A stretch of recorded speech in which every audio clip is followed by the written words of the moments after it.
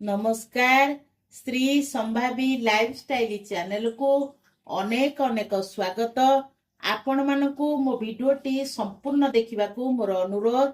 आज मु आपण मानक पाखरे बिना टमाटो बिना पियाज रसुण बिना क्रीम रे होटल भली लागुथिबा पनीर तरकारी शेयर करबा को जाउची। चलंतु देरी न करी फटाफट रेसिपीटी हम स्टार्ट करबा।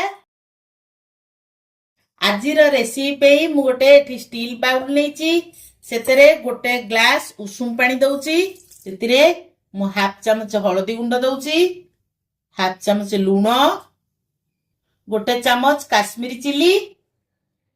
आकु आमे भलो भाबरे मिक्स कर दबा।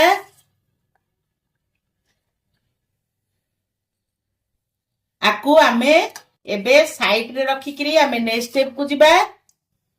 एबे मु गैस रे गोटे करेई बसई देची। करेई हमर गरम हो गेलानी। मु करेई रे नउची किछि तेल नउची, चार मगज, छोटिया पनीर टिके ताको एमते काटी किरी ता देरे पकई दउची। हाफ इंच रो अदा को मु एमती चोपा छड़े ताको टिक टिक करी काटी देई करी धोई देइतिली ता देरे पकई दउची। फाळे कैप्सिकम को एमती काटी करी ताको धोई दाई के रखिची ता देरे पकई दउची। आमे एतिरे 2 चमच पानी देई ताको भलो करी ग्राइंडिंग कर दबा। एबे मुआ को भलो करी चिकन करी ग्राइंडिंग कर देइची। आकु साइड रे रखी आमे नेक्स्ट प्रोसेस को जिबा। सेही सेम करेई रे मु नै जाउची किछि तेल। तेल हमर गरम हो गेलानी। मु सेतरे देई दउची गोटा मसला, गोटे चमच जीरा, 2टा गुजराती, 2 खंड दालचीनी, 3टा लवंग ता देर पकई दउची। ताकू आमे टिके भाजी दबा। जीरा टाको फुटिबा पाई छाड़ीबा।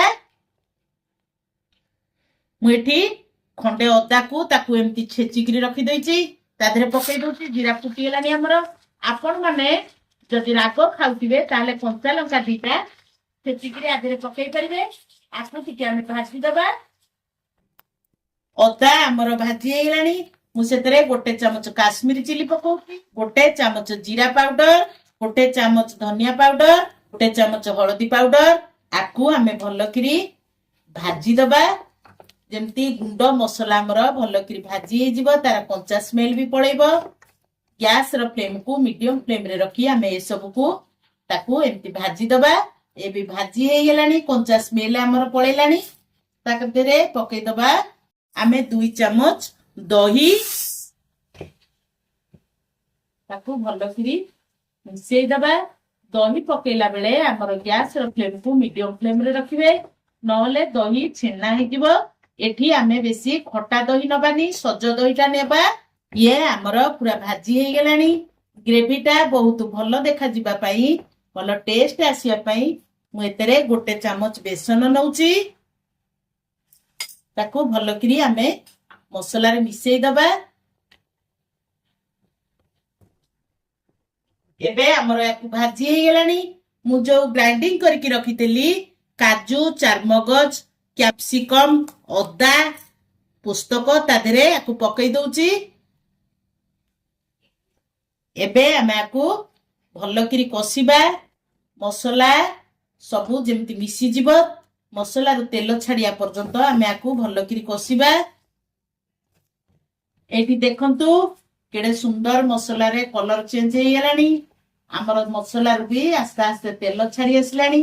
आकु आमे आउ 2 मिनिट भलो करी टिके कसिबा। मसला हमर पूरा कसी हे गेलानी। एठी देखंतु मसला रो भी तेल हमर बाहरी आसलानी। आमे एले पकई दबा। मु जो गरम पानी रे लक्का गुंड, हळदी, लूण पकई करी पनीर की मु रखितेली बतुरेइतेली। ते देखंतु पनीर रो कलर केमती पळे आसी, ता देरे भी लूण हळदी सब मिसी जाईची। पनीर भी हमर आ फिका फिका लागिबनी, बहुत टेस्ट लागिबो। ता देरे आमे पकई दबा। एमती छाणी की पकई दबा। आमे जो उषुम पानी रे आमे छेना को बतुरेइतेले पनीर की, से पानी अल्प आमे से ग्रेवी रे दबा। सेतिरे गोटे चमच कस्तूरी मेथी पकई दउची, स्वाद अनुसार लूण पकोउची, हाफ चमच गरम मसला पकोउची। याकू आमे भलो भाबरे गोळेई दबा। 2-3 मिनिट कवर करी फुटिबा छाड़ीबा। बेसी फुटेइबानी अधिका समय फुटेइले हमर पनीर फिटी जीव पनीर भी टेस्ट आसीबनी आमे आकु 2 मिनिट पे आकु कवर करी फुटिबा को छाड़ीबा एबे हमर 2-3 मिनिट हेलानी आमे कवर काढी की देखिबा देखंतु केते सुंदर कलर पळे आसी केते सुंदर भी वासना आसुची